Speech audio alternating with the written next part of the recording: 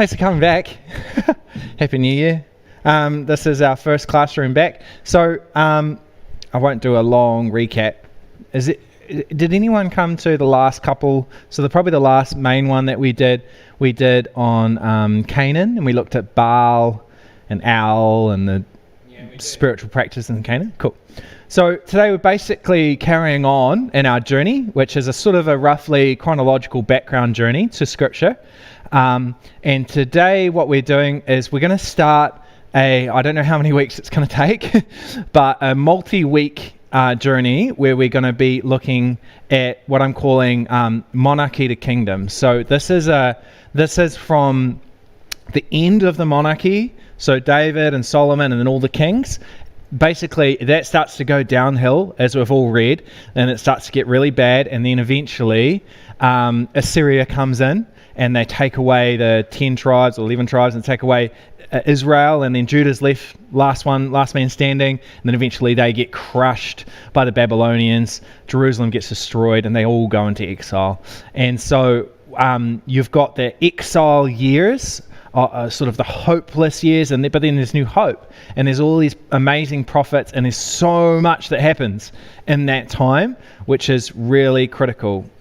Shoot, Amy. This is probably such a stupid question, but this is before Jesus, eh? Yeah. So, no, it's all right. So we're calling it 700 years of pain, change, and hope. So what happens is we go monarchy, so like King David, King Solomon. Yeah. Yep. And it goes like down to exile. And then you have like renewed hope, and you get Ezra and Nehemiah, and you get the second temple, building the temple. It's like things are getting better, yay. But then all of a sudden, you've got like these foreign powers come in. You've got these Greek rulers that come in. And then you've got these Roman overlords that come in. You've got years of resistance and fighting and revolutions and the revolts of the Maccabees. And you've got all these things that happen. And then you've got Jesus, and everything changes, as we know, when Jesus comes. And so this is a time period from 700 BC to 70 AD. So it's a massive time period, and it's a huge part of Scripture. I'll come back to that. If we're looking at around 700 BC, we can see it's kind of from here. Okay, we got halfway through, and then we've got Lamentations, Jeremiah, Habakkuk, Obadiah, Ezra, Ezekiel, Daniel, Isaiah, Haggai, Zechariah, Esther, Nehemiah, Ezra, Malachi. And then we've got a couple of hundred years of the Maccabees, of the fighting and the wars and the resistance. And then we've got Christ coming, the Gospels, the letters. And so that's what I've kind of nicknamed, that's the kingdom. So monarchy to kingdom, 700 years of pain, change. Everything changes in this time. The whole world around them is changing in really big ways, and we're going to explore that. So the world is changing, kind of like how the world's changing in our lifetime. The internet comes along, the world changes. We're still trying to figure out how to deal with the internet, and next thing, AI's coming, and we all don't know what's going to happen. So the world's changing now, and as technology and things change, society changes, and people respond to trying to figure out what that looks like, science, technology, all that sort of stuff. And so in this time, there's massive societal change and upheaval, and there's change in Israel, and there's change in all the nations around them. So there's pain, there's exile, there's change, but there's hope. This is a time of hope. This is a time of some of the most amazing prophecies were written, and the most amazing things happen, and then obviously culminating in Jesus coming. So this is the journey. Yes, exactly. So this is the journey. So if I'll come back to this later. Okay, this is one we'll come back to. So don't worry too much. But basically, you got the Assyrians, Babylonians, Persians, the Greeks, the Romans, and then 70 AD is when that temple finally gets leveled by the Romans, and you're going into a full dispersion. And so from here, you've got the easiest way to think about this time period is in the three temples. Okay, so you got Solomon's temple, the golden age of Israel, the glory days of Israel, David and Solomon, Queen Sheba's coming in. It's like, wow, look at us, we're doing so well. And then it all comes crashing down when they go into exile and the Babylonians just level everything. And so you've got the exile years, and then you've got when they come back and they rebuild the new temple, and that's sort of called Zerubbabel's temple. It's the second temple. It's a very modest temple. It's a very basic temple. They weren't rich. They didn't have a lot of resource, so they built something that was basic. And then Herod came along in the much later, just before Christ, and he rebuilt. He kind of renovated in a really big way Zerubbabel's temple, and so it made it really flash. And so that's kind of that period. And so for that, we've got I've kind of nicknamed these, and someone that's smarter than me will probably say this is wrong, but I've just called it Age of Monarchies, Age of Resistance. This is the time where they're resisting the outside world and they're just trying to survive, like with Nehemiah, and then you've got the Maccabees and all that sort of stuff. And then we've got sort of Age of Revolution, and that's when just everything is flipped on its head with Christ coming. You've got the Gospels, the Acts letters, Pentecost, all that sort of stuff. Cool? Yeah. So if we just think of it in three basic kind of fell swoops, and we're going to be going through this crazy journey of in and out of exile, of temples being destroyed, of temples being rebuilt, of a nation being dispersed, a nation being regathered, and then the whole script flipping as Christ comes. And so the reason we're really going on this journey is we're just wanting to paint the background, the picture. So once we start exploring the gospel and exploring what Christ does, we understand the backstory. It's kind of like when you meet someone and you're starting to get to know them, and you think, man, this person's quite strange. You probably thought that about me. And you think, this person's quite odd. And then you meet their family. When you meet their family and you all go, you got this, I get you. And so once you know someone's context, they make sense, right? You see how they relate in their context. And also what you see is that there's certain things that person chooses to do and chooses not to do, which is much more significant now because they're responding to somewhere where they've come from. And so what we're looking at is a people group, the people of God, that are in a context, they're surrounded by other peoples, and they're interacting with other peoples. They're trading, they're sharing stories, they're sharing lives, they're sharing food, but they are deliberately not doing some things, deliberately separating themselves in some ways. And we're going to grow to really appreciate that aspect by exploring the outside world. So today, we're looking at Greek mythology, which seems as far away from talking about the Bible as you could get. But what we're doing is we're meeting the family. We're looking at the context, the wider picture in which these people find themselves, and we can see how they're different and how they're differentiating themselves, and we can compare what God says about himself in the Bible to what the outside world thought about religion and gods and spirituality. I've got a thing here. Imagine watching a sermon from our service right now, but in 2,000 years' time. I mean, it's impossible to think about, but you all know that the person in 2,000 years' time watching a live stream from today's service would be so puzzled, let alone that they don't speak the language anymore. But everything's changed. Culture, technology, everything. And what the person today is talking about in the live stream will just be so irrelevant and weird, and what they'll have to do is they would have to look up current affairs and news and figure out what the heck's going on in society in that time that person is inferring and referring to. If you see something about woke, and in 2,000 years' time, what's a woke? What is that? What are people talking about? And so we have to sort of jump back into the culture to see what's going on. And so that's what we're trying to do. To fully appreciate the contents of the message, we need to first study the society to which the message was spoken. Over the coming weeks, we'll explore religious beliefs, political struggles, and daily realities. So religious beliefs, that's what we're going to talk about today. Religious beliefs. Well, in the coming weeks, we'll start to look at political struggles and some of the political things that were happening. And then also, after we've kind of established a firmer picture of the timeline, we'll spend a week or two actually just talking, hey, this is what happens in this book, and this is when they go to exile, and this is when they come out. So we'll actually go through it properly so you can read your Bible and know where you are in the story.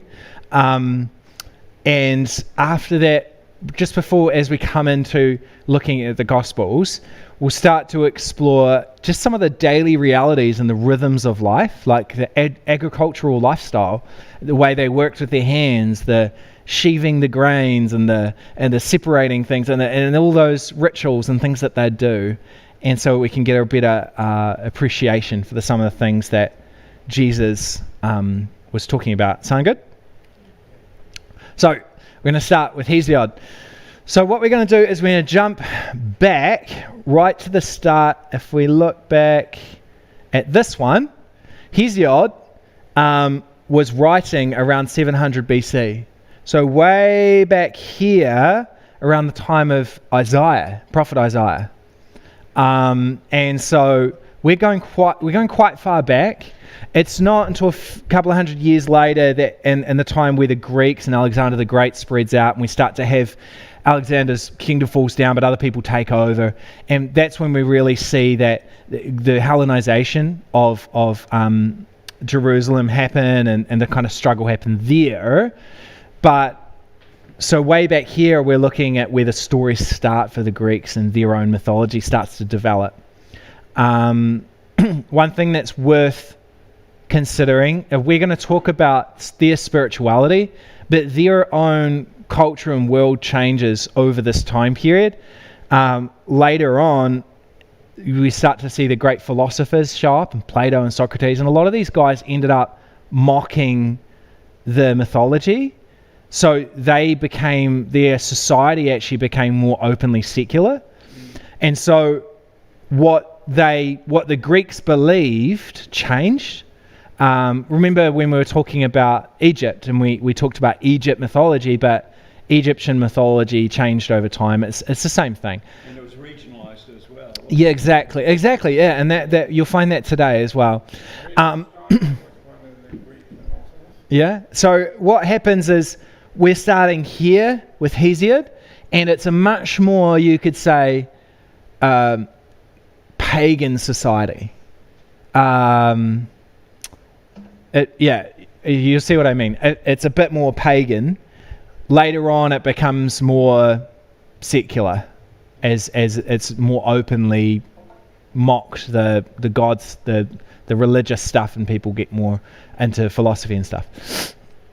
So we're going to start with Hesiod. Now, a bit of a background on Hesiod. Hesiod was an ancient Greek poet generally thought to have been active between 750 and 650 BC, around the same time as Homer, who wrote Odyssey and Iliad, on which the movie Troy was based. You want to see Troy?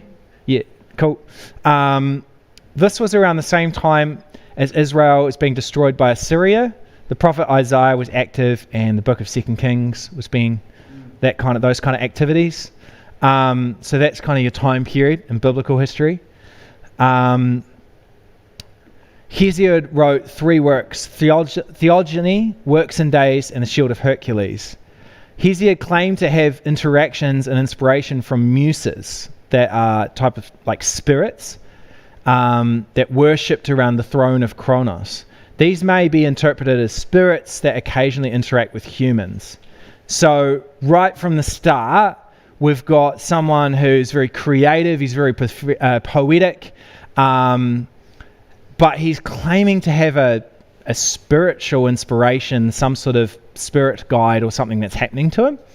A lot of modern kind of scholarship stuff that I've read will dismiss that part of it, obviously, because there's no such thing as spiritual things. So they leave that part out. But he himself claims to have interaction with these types of spirits that have given them this revelation. So right from the start, take what he says with a grain of salt, because, as Christians, we'd probably think not to trust those spirits and what they say. So, but just to give you a bit of an understanding of this guy, so he becomes really, really significant because he's got stuff written down that wasn't written down elsewhere. And so they found this guy's works, whereas there would have been a lot of other stories being told orally and things that were believed and things that were practiced, which archaeologists just don't have any evidence on or can't find it written anywhere.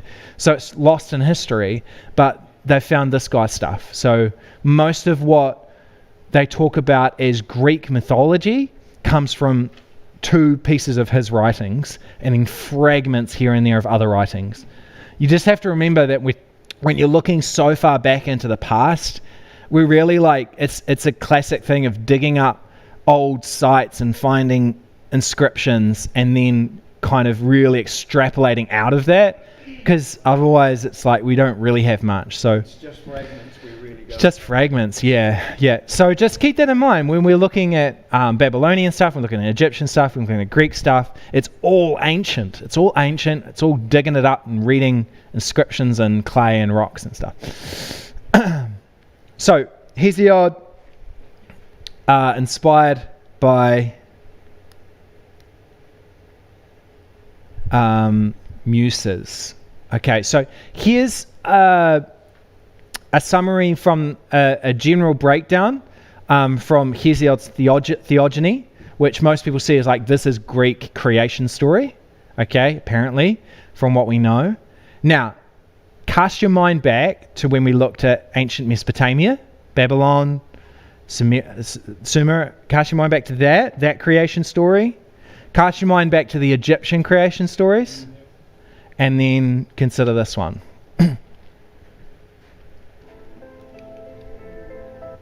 Beginning of everything, there was only chaos. There were already the elements of what would form the universe, but they were completely mixed, in a massive absence of meaning. This original chaotic period lasted for many ages. Gaia, the Mother Earth, emerged from this primordial chaos, a goddess whose main characteristic was her extreme fertility. The goddess Gaia gave birth to our planet and personified all the earth that covers the world. She gave birth to several primordial deities, such as Pontus, the god of the sea, and Aureus, the deity of the mountains. Gaia gave birth to the god Uranus, a supreme being who would personify heaven, reigning over all things. Uranus made Gaia his wife. During the night, Nyx, the goddess of the night, also emerged from chaos. She crossed the heavens every day, covering it with her black mountain. At dusk, Uranus and Gaia united. The fruits of this union quickly began to hatch. The goddess gave birth to creatures with dreadful features, including Hecatoncheirus, monsters with 100 arms and several heads, and the Cyclops, powerful one-eyed beings. Uranus and Gaia also gave birth to a new generation of gods, powerful beings who would become known as Titans. The celestial god, when he saw the powerful offspring he had begotten, began to fear being dethroned by them, so he took action. Uranus threw all his children into Tartarus, a dark place in the depths of the earth. Appalled, the Titans beat the walls of Tartarus with violence, trying to escape. They were trapped in Gaia's womb. The revolt of creatures that were so powerful provoked an intense pain in their mother, who suffered terrible aches. Gaia couldn't stand that situation and decided to conspire against her husband. The goddess asked one of her children to destroy Uranus, but all the Titans rejected, except Kronos, the most ambitious, who thought he could perform that task. Kronos receives a scythe made of diamond and headed to the heavens wielding that weapon. In the celestial residence of Uranus, Kronos found the supreme god sleeping on a cloud. With a sharp stroke of his sickle, the Titan castrated his father. Uranus's cry of pain was heard throughout the universe. The skies were painted bright red, the blood of Uranus. Uranus's testicles were thrown into the ocean, and giving their fertilizing abilities, several deities emerged in the waters. Cronus triumphantly returned and freed his imprisoned brothers. As the great hero of the revolt, he was hailed as the new supreme lord of the universe. Cronus didn't free the Hecatoncheirus, nor the Cyclops, because he considered them very dangerous. They remained in Tartarus, After the banquet, the new sovereign was visited by his father's specter, which revealed to him a terrible prophecy. He said that, like his father, who had been dethroned by an infamous descendant, Cronus would also lose the supreme throne, overthrown by his own son in a terrible fate.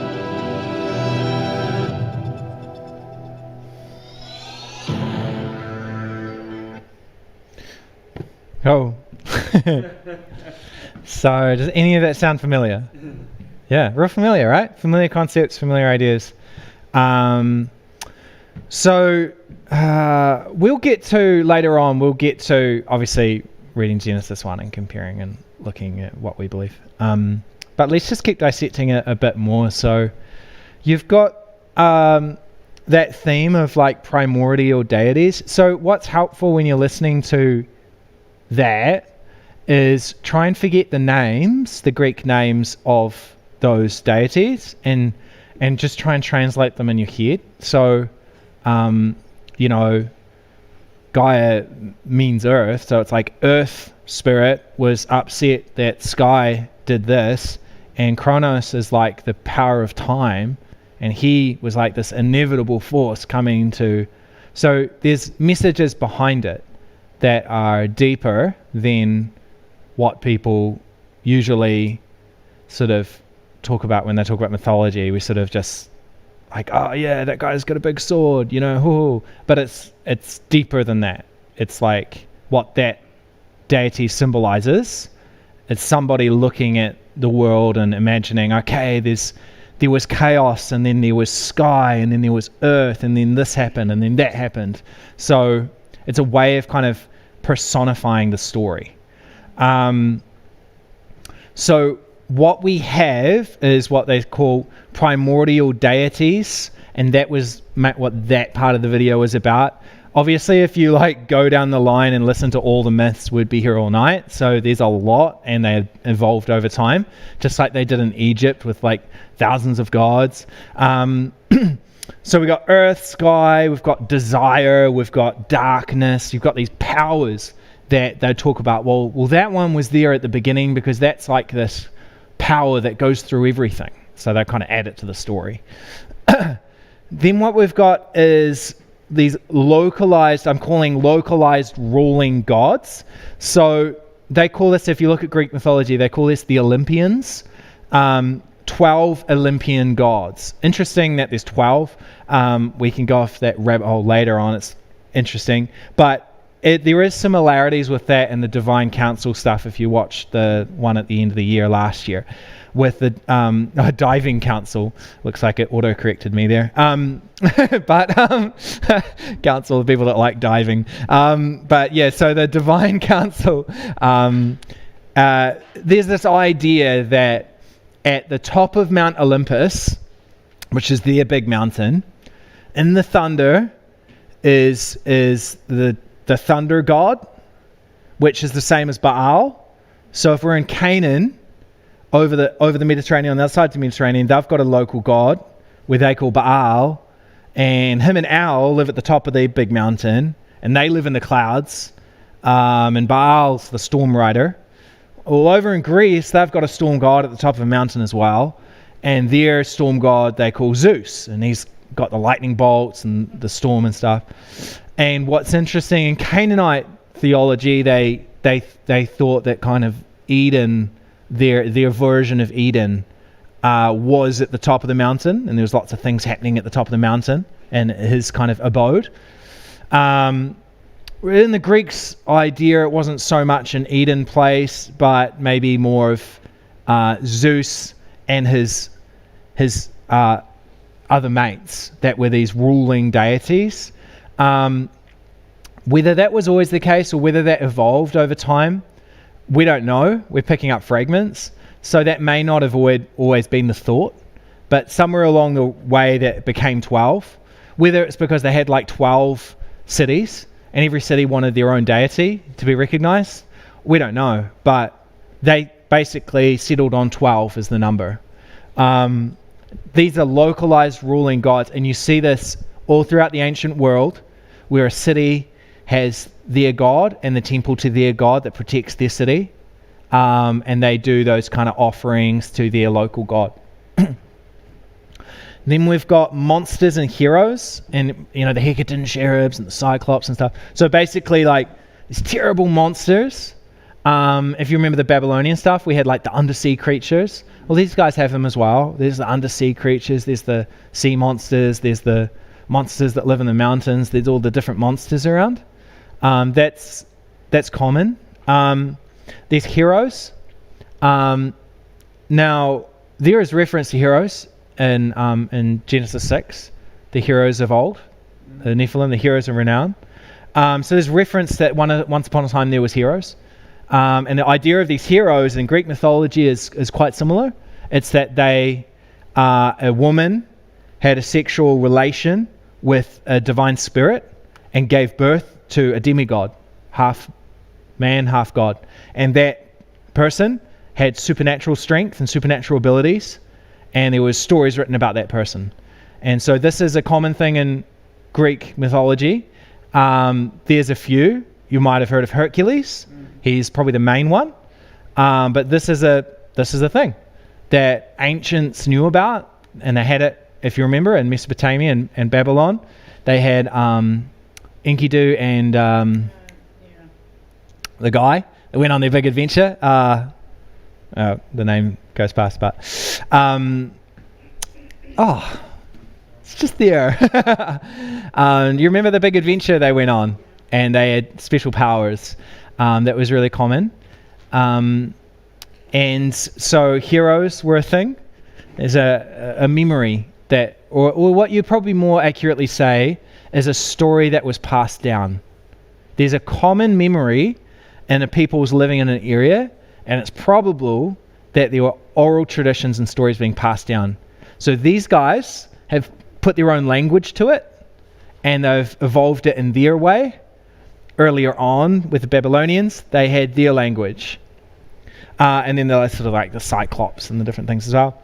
And now lastly, but certainly not least, which is not really what you hear about when you look into Greek mythology at first, there's a whole bunch of spirits. And this is very pagan, this stuff. So you're talking like forest spirits, mountain spirits, mermaid spirits, sea spirits. Like if you look into Greek mythology spirits, there are heaps. There's spirits that sit on the rocks and seduce sailors to sirens that draw them into crashing and dying on the rocks. There's spirits that live in the mountains, and there's fairies that live in the forest to deceive people and to do. There's all these different spirits, and so I think that's really interesting, and that shows that there is definitely a people here that are very aware of spiritual things and spiritual activities. Yeah.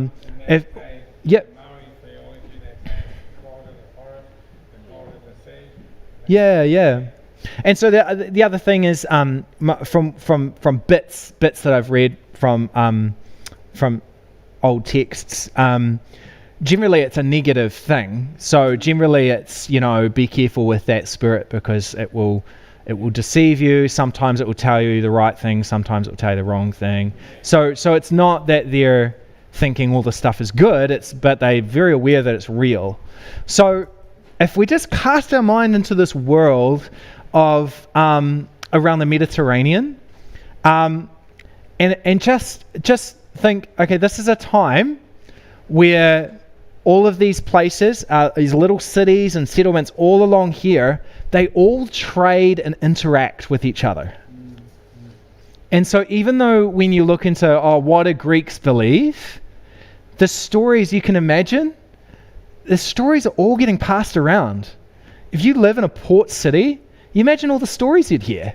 They come for a few nights in the local pub, and they're sitting around and they're sharing stories and sharing mythologies. And we worship this god, and where we're from, this is what happens, and this is our legend, and this is our story. Oh wow, well this is what we've been told. And so this is a time where you're having a lot of trade and a lot of movement and a lot of shared stories. And I think this is why a lot of scholars say, this is a common memory that's being passed down orally through people groups. It's evolving and it's changing, but there's similar threads that you can pick up. So you ready to go down the rabbit hole? Who's ready to go down the rabbit hole? Okay, let's look at, this is a common Greek temple. Here's a couple of quotes from this guy, Pausanias, description of Greece. He wrote this a travel diary.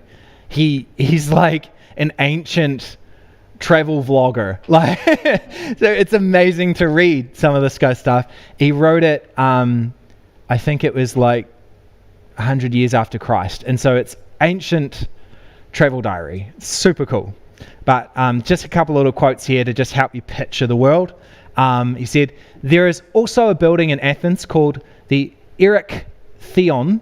Inside the entrance are altars, one to Poseidon, on one which, in obedience to an oracle, they sacrifice also to the Theus, the second to the hero Butes, and the third to the Hephaestus.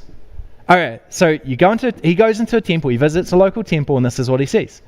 So one's to the big god that everyone knows about. Oh, but there's also an altar because a local oracle was like, you gotta do this thing, blah. And so it's like, you gotta set up a thing to this type of local spirit and please that one, and then also have something over here to a hero, right?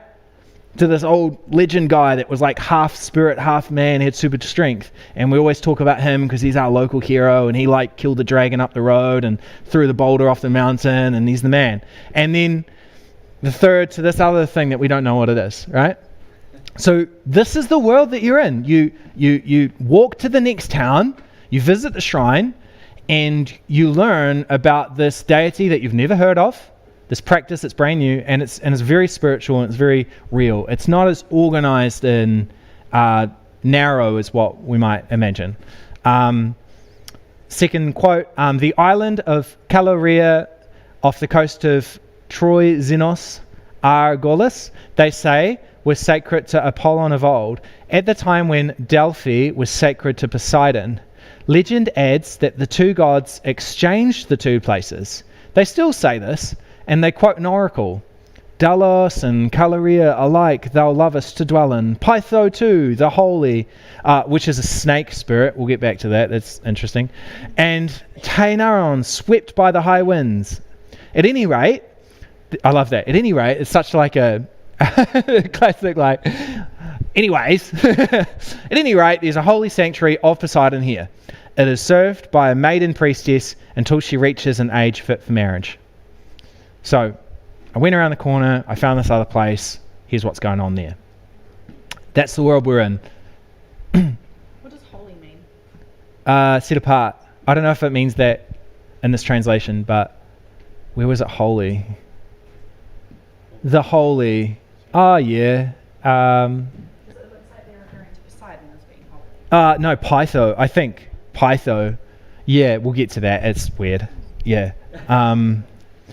Okay, here we go. So Strabo, a Greek geographer from 1st BC to 1st AD, so right over the time of Christ, he's walking around and he's writing about the Greek world.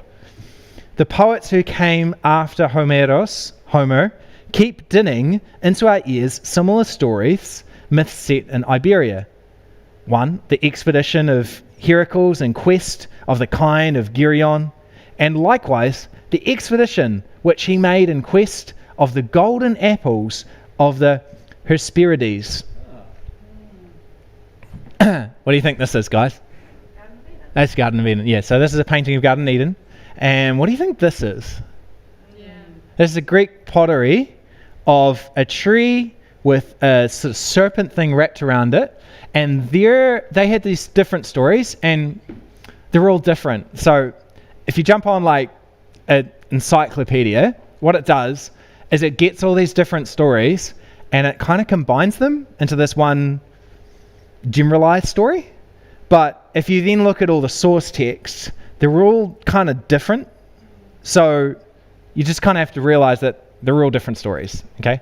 But generally what happens is they think that the snake is guarding a tree with golden apples on it, in a special garden that's kind of mythical and hard to find.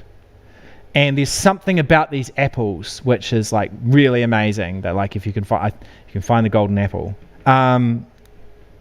This keeps turning off. So here's another vase. So we've got these Hesperides. It's really hard to say these names, but it's the Garden of Hesperides.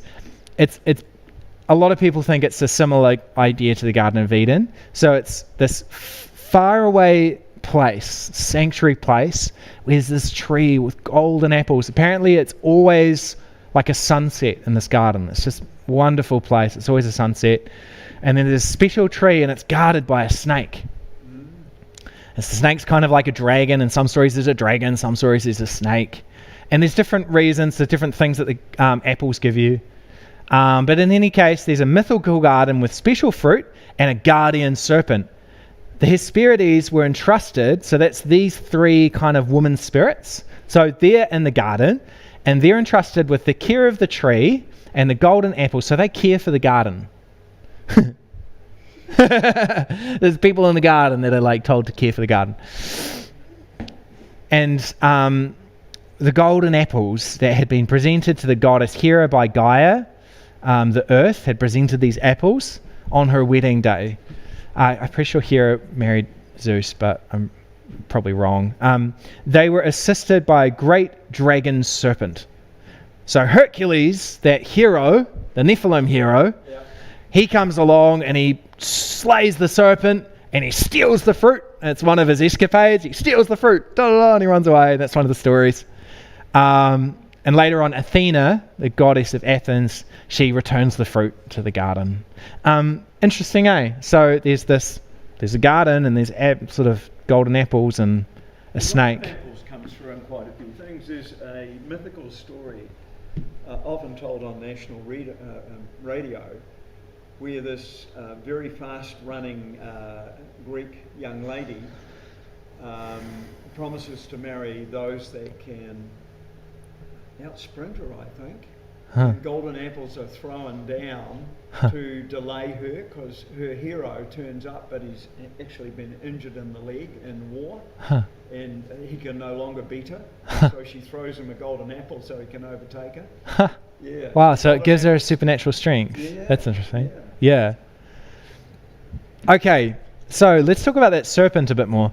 1st century BC writer Darius Siculus tells of a goat herder named Coritas who noticed one day that one of his goats, who fell into a crack in the earth, was behaving strangely. On entering the chasm, he found himself filled with the divine presence and the ability to see outside of the present into the past and the future. Excited by this discovery, he shared it with nearby villagers. Many started visiting the site to experience the convulsions and inspirational trances, though some were said to disappear into the cleft due to their frenzied state. A shrine was erected at the site where people began worshipping in the late Bronze Age by 1600 BC. So this is a long time ago. 1600 BC. After the deaths of a number of men, the villagers chose to a single young woman.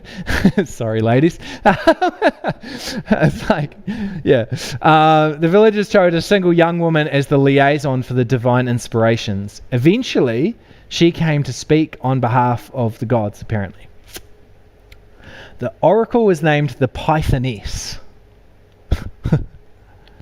The Pythoness, inspired by a serpent spirit.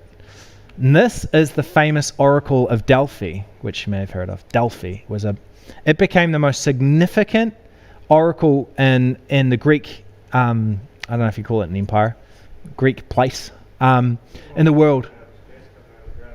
It was gas, yeah. So some sort of steam that was full on, putting them into this trance, and they were, obviously gone. But there was obviously something very spiritual happening as well. So, but yeah, very strange. And it's also strange that they decided to go by the name the Pythoness. It's a bit creepy, eh? So people, kings and rulers and military leaders would all go to this temple. Once a month they could consult her, and they would bring in costly offerings, and their priests would go away and they would bring these one by one these cases to the person and the oracle, and she would go into a trance and babble a bunch, and then sometimes say something a little bit sensical and say, cool, I'm going to invade this country now, thank you. And that's how they make their decision. So, Pythonese. This guy, Asclepius, the son of Apollo and Coronis, learned the secrets of keeping death at bay after observing one serpent bringing another, which Asclepius himself, by the way, this is a god. This is a theology story, not a real person. So the story goes, he himself had fatally wounded a snake, and this other snake, he watched it bring these healing herbs to the other snake, and it made the other snake better. This is the story. And what happened is, to prevent the entire human race from becoming immortal, Zeus killed this god. So Zeus kills him because he's kind of like come across the secret through watching a snake. So he's watching a snake and he comes across a secret of immortality. And Zeus, the leader god, the leader above the divine council, goes, that's a threat. I'm going to have to kill this guy so that humans don't become immortal. What does that sound like? Familiar story? Last familiar story. The god Prometheus, which means foresight and wisdom, he forms a man out of clay. That's the story. He forms a man out of clay. It's like, where'd you get that story from, guys?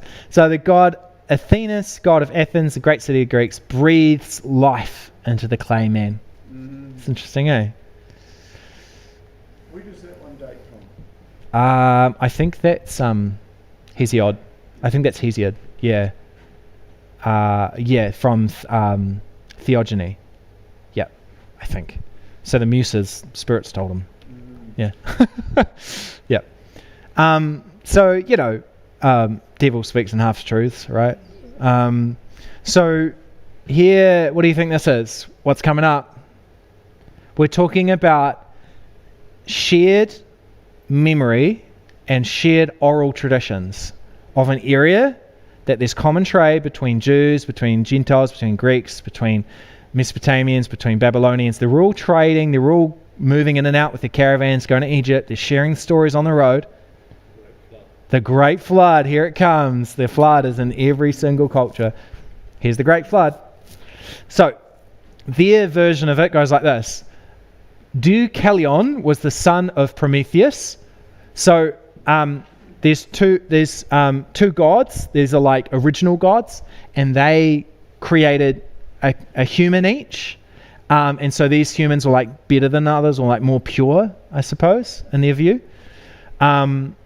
Creator of mankind, and Pyria, the daughter of Pandora, was the first woman.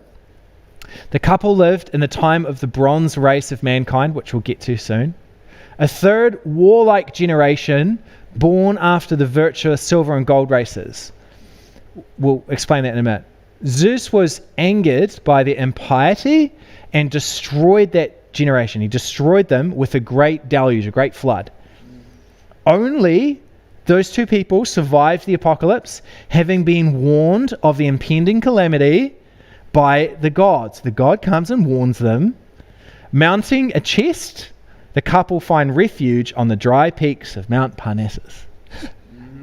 This is so similar, hey? Yeah, yeah. So this is their version, and this is from an ancient text as well. Now Prometheus had a son, Deucalion, and was married to Pyria, the daughter of Epimetheus and Pandora, the first woman created by the gods. When Zeus was ready to obliterate the bronze generation of men, Prometheus advised Deucalion to fashion an ark, which he then outfitted with provisions and launched himself with Pyria aboard. Zeus presently flooded most of Hellas with a great downpour of rain from the sky, destroyed all the people except for a few who took refuge on the high mountains nearby. Okay, Hesiod's 5 ages. So this is in Works and Days in the second page. He kind of goes on to the spiel about 5 ages of man. It's interesting.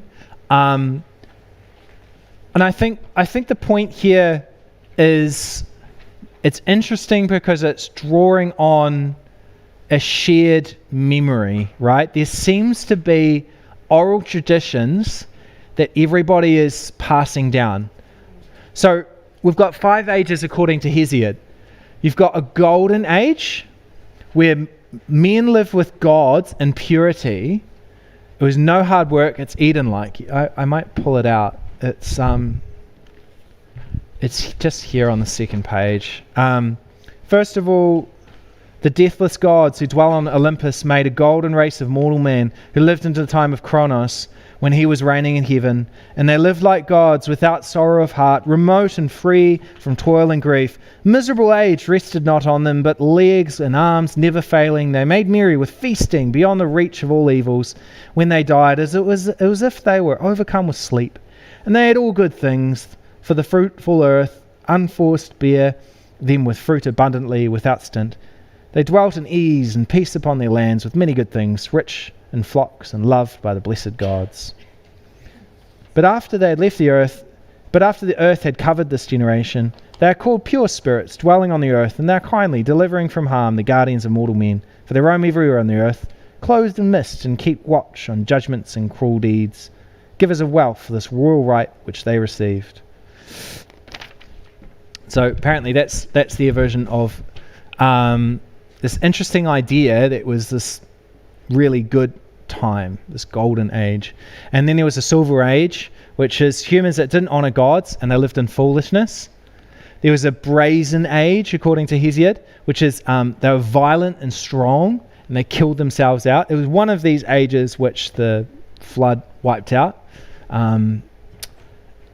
So some stories say they killed themselves out because they were, like Hesiod says, they killed themselves out. Other stories say they were destroyed by the flood. Fourth age is interesting. Heroes and demigods, according to Hesiod. So there was an age of, maybe I should read it. Heroes and demigods. So it's very similar to the story of the Nephilim. A godlike race of hero men who are called demigods. The race before our own throughout the boundless earth. Grim war and dread battle destroyed part of them. They lived untouched by sorrow and lived on some island. So sounds familiar. This idea of the great men of renown, the heroes of old. And then according to Hesiod, there's the 5th age of man, the current age. So, let's spot the difference first. We can come back to scripture afterwards. Do you like that? Spot the difference. So, what do you guys think? What are some things that have stood out to you that you're thinking, well, actually the Bible says this, and this is really different, and that's similar, but that's distinctly different? Well, that they think the snake is good. Yeah, they think the snake's good. Yeah. They got kind of like this twisted idea of the snake, hey? Yeah. Seems like the snake was real. Yeah, but there was obviously some story about snake, right? That's good. Mm-hmm. Where we're like, Nope. no. Don't listen to that. Yeah, don't listen to the Python lady. Yeah, that's sniffing the fumes. Like, not good advice. Yeah. Yeah. There you go. Any other observations? I just have so many questions. So many questions. So Do you yeah. reckon any of those things were real or just made up stories? Yep. So here's what I think. I think you've got thousands of years before these people, generations and generations and civilizations, and their oral traditions and stories have been passed down for thousands of years, and so it's a common shared memory that everyone just seems to know about. It's like, like you heard about the heroes, like everyone knows about them, right? So to the Hebrews, it was like, Yeah, everyone knows about them. They're the Nephilim, and they were really bad, right? And then the Greeks are like, nah, they were awesome, like so it's like a shared story. Yeah. But with our Bible, it tells us, hey, you would have heard about this. Well, this was bad. This wasn't good. And God didn't like this, And you may have heard about this. Well, yeah, it did happen. And this is why that happened. And this is kind of what God was doing amongst that. Yeah. I think it's like Chinese whispers, and then each generation takes artistic license to retell it. Yeah. Especially when you got muse spirits telling you. Yeah. I like the living God, because the living God makes Yeah. you get healing from the living God. You Yeah. don't get healing from idols or anything. Mm. You get healing from the living God. So that's why I like the living God. It's good, isn't it? Good, isn't it? Like between Apollo's and Polly to destroy. I'm not sure. Probably. Yeah. I'm not sure, sorry. I haven't come across. Why don't we read Genesis 1? I think it was true. And it's just that they don't believe in God, so like the bad stuff's working very hard. In the beginning, God created the heavens and the earth. The earth was without form and void, and darkness was over the face of the deep. Hebrew there is tohu vavohu. It's like chaos. So it's a similar memory of a chaotic beginning. They said there was chaos for like months and months or something. Or you said it was Yeah, these guys were ages and ages. Yeah. So in the beginning, you've got chaos. But here's where it's completely different, right? So in this story, it's like the powers of the universe kind of creating itself, which is awesome. And then things are grown out of it, and everything's kind of a spirit and kind of not. It's like a force. It's like the force. So bit different. But then this is where we're really different, right? And the Spirit of God was hovering over the face of the waters. So there's chaos, and then there's God.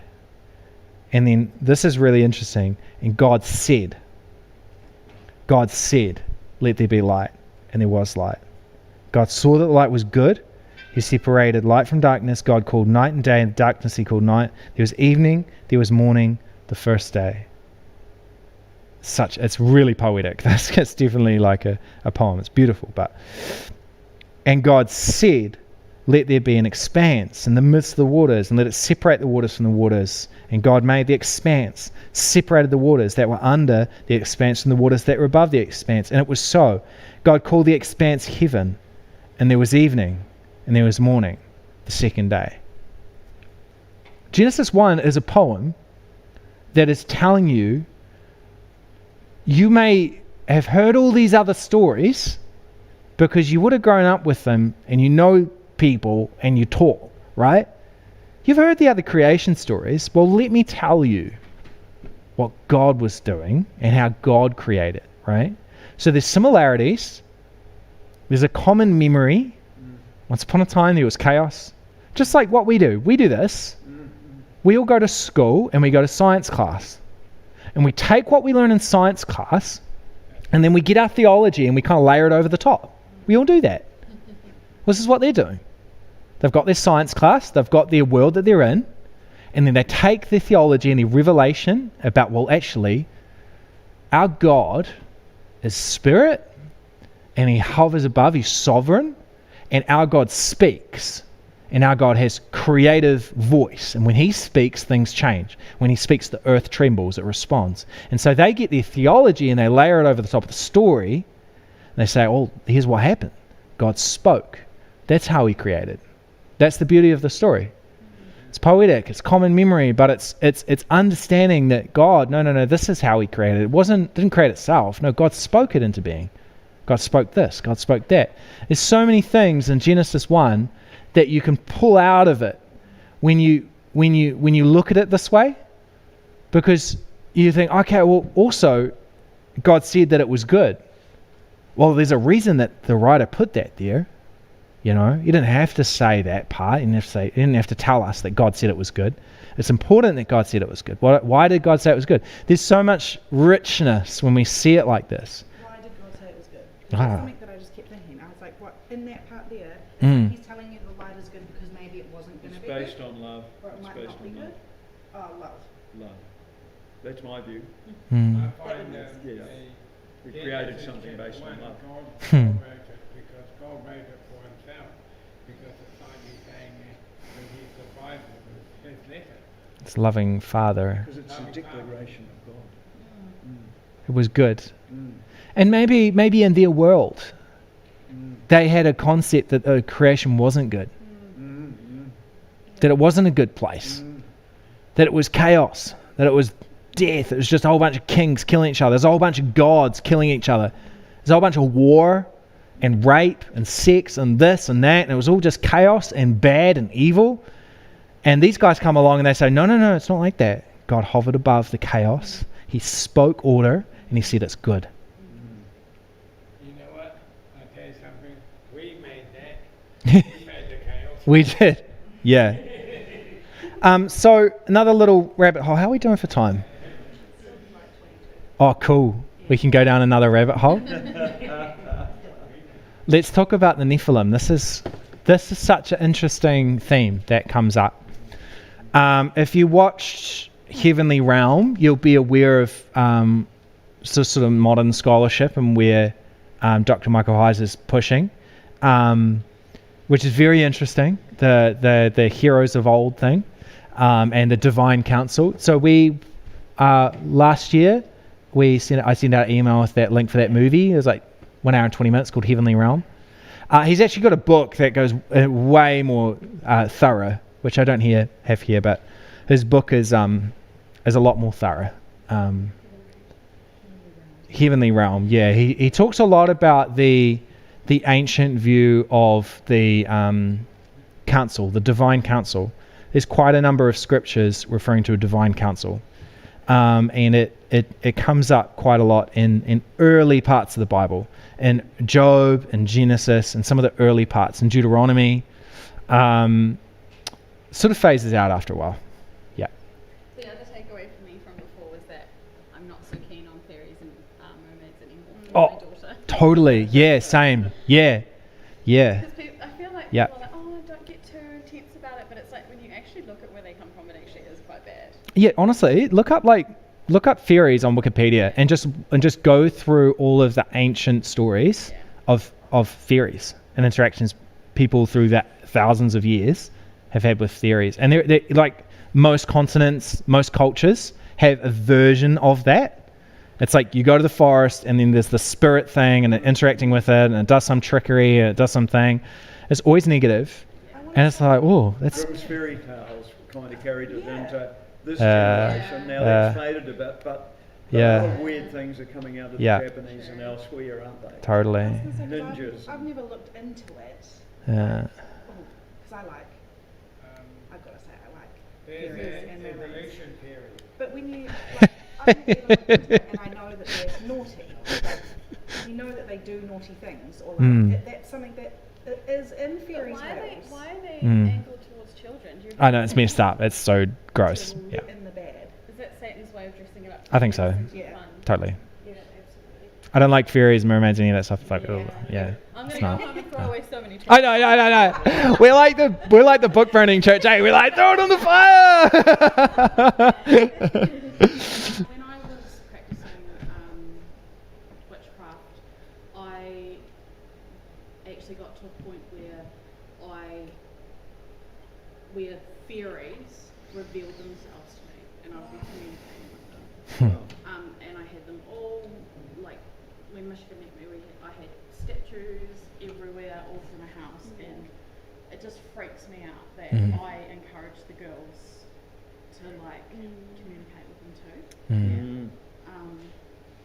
But thankfully, Michigan told me about Jesus, and we did that. We smashed the ornaments, Yeah. and the stuff, and the books, and all that. Yeah, because you don't want to give it to someone else. I mean, you just want to just get rid of it, eh? Yeah, it's like, yeah, it's the best place for it, eh? In pieces. Yeah, sell it.